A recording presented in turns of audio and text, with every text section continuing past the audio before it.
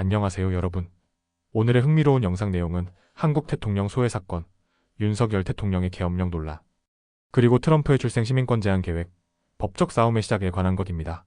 우선 좋아요 버튼을 누르고 채널 구독 및 알림 설정 또 잊지 마세요. 여러분의 관심과 지지가 저희에게 큰 힘이 됩니다. 첫 소식은 월스트리트 저널의 기사를 바탕으로 한국의 정치적 긴장 상황을 다룬 이야기를 소개합니다.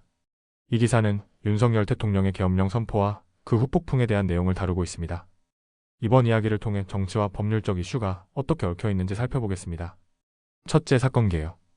윤석열 대통령이 계엄령을 선포한 뒤 여당은 그가 더 이상 국정 운영에 관여하지 않을 것이라고 밝혔습니다.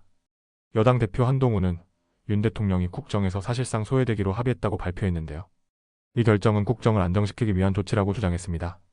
하지만 야당은 이를 헌법적으로 위배되는 불법적인 조치라고 강하게 비판하며 윤 대통령의 퇴진을 요구하고 있습니다. 현재 여론조사에 따르면 약 75%의 국민이 윤 대통령의 사임을 지지하는 것으로 나타났습니다. 둘째, 탄핵 시도와 정치적 반발. 지난 토요일 윤 대통령은 탄핵 투표에서 가까스로 살아남았습니다. 여당 의원들이 퇴장하면서 투표가 정족수에 미달한 것이 주요 이유였습니다. 하지만 야당은 매주 윤 대통령 탄핵안을 제출하겠다고 다짐했으며 다음 투표는 12월 14일로 예정되어 있습니다. 셋째, 계엄령과 법적 문제. 윤 대통령의 계엄령 선포는 법적, 정치적으로 큰 논란을 불러일으키고 있습니다. 계엄령은 국가의 정치활동, 언론, 그리고 기타 주요 기능을 군사적으로 통제할 수 있는 권한을 부여합니다. 이에 따라 검찰은 최근 사임한 김용현 전 국방부 장관을 내란 혐의로 체포했는데요. 김 전 장관은 윤 대통령에게 계엄령을 제안한 인물로 지목되고 있습니다. 그는 검찰 조사에 협조하겠다는 입장을 밝혔습니다. 넷째, 윤 대통령에 대한 수사. 검찰은 윤 대통령을 권력 남용 및 반역 혐의로 수사 대상에 포함시켰습니다. 반역죄는 대통령 면책 특권이 적용되지 않는 몇 안 되는 혐의 중 하나로 법적 처벌 가능성이 큽니다. 현재 한국에는 검찰과 경찰 두 곳에서 각각 특별수사부를 설립해 이 사안을 조사하고 있습니다. 검찰 특별수사팀은 윤 대통령의 계엄령 선포와 관련된 전반적인 법적 문제를 다루고 있습니다. 다섯째, 정치적, 법적 논란의 향후 전망. 현재 윤석열 대통령은 여당의 보호 속에서 정치적, 법적 공격을 방어하고 있지만 여론은 점점 그에게 등을 돌리고 있습니다. 야당은 그의 탄핵을 위해 지속적으로 압박을 가하고 있으며 이 과정에서 한국 정치의 미래가 어떻게 변화할지 귀추가 주목됩니다. 이와 같이 윤석열 대통령의 계엄령 선포와 그로 인한 정치적, 법적 갈등을 살펴봤습니다. 이번 사태는 한국의 정치 시스템과 민주주의 원칙이 시험대에 오른 중요한 사건으로 보입니다.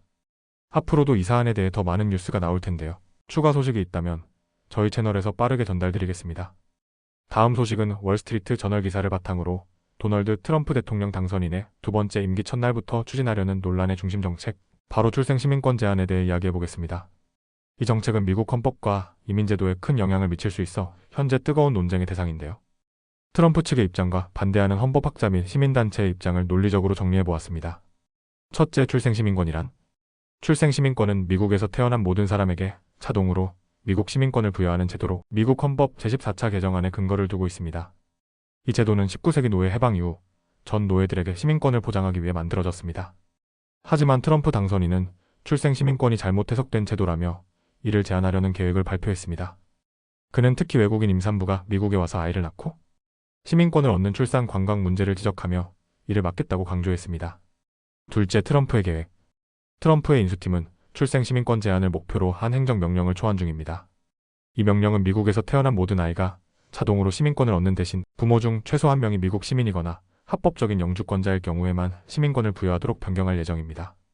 트럼프는 이러한 정책이 불법 이민을 억제하고 바이든 정부 시절 들어온 많은 이민자들을 본국으로 돌려보낼 수 있을 것이라고 주장했습니다.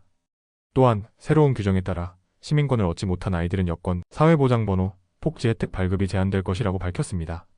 셋째, 법적 논란. 헌법학자와 시민단체들은 트럼프의 계획이 헌법 제14차 개정안에 위배된다고 주장하며 강력히 반대하고 있습니다. 이들은 출생 시민권을 변경하려면 행정명령이 아닌 헌법 개정을 통해야 한다고 지적합니다. 실제로 대법원은 1898년 USB 원키 마크 판결에서 출생 시민권을 확정한 바 있습니다. 당시 판결은 합법적으로 미국에 거주하는 외국인 부모에게서 태어난 아이도 미국 시민권을 가질 권리가 있다고 명시했죠. 하지만 트럼프 측은 이번 정책이 그 판례와는 다르다며 법적 정당성을 주장하고 있습니다. 넷째, 소송 가능성과 정치적 전략. 트럼프의 동맹들은 이 행정명령이 법적 싸움으로 이어질 것을 예상하며 대법원의 보수적 다수파를 통해 판례를 재검토할 기회를 잡으려 하고 있습니다. 하지만 법적 전문가들은 대법원이 기존의 해석을 고수할 가능성이 높다고 전망합니다. 트럼프 측은 이러한 법적 싸움 자체가 정책의 중요한 부분이라고 강조합니다. 문제를 법원으로 끌고 가면서 보수 지지층의 결집을 꾀하고 정치적 어젠다를 강화하려는 전략으로 보입니다. 다섯째, 정책이 미칠 영향. 이 정책은 불법 이민자뿐만 아니라 합법적으로 비자를 소지한 부모의 자녀에게도 영향을 미칠 수 있습니다.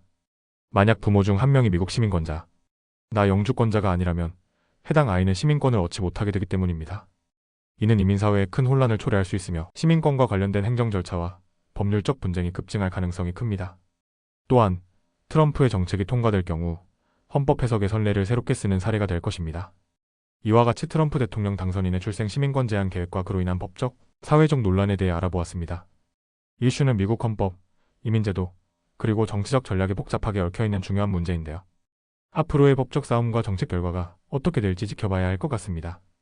오늘은 여기까지입니다. 다음 영상에서 더 유익하고 흥미로운 내용으로 찾아뵙겠습니다.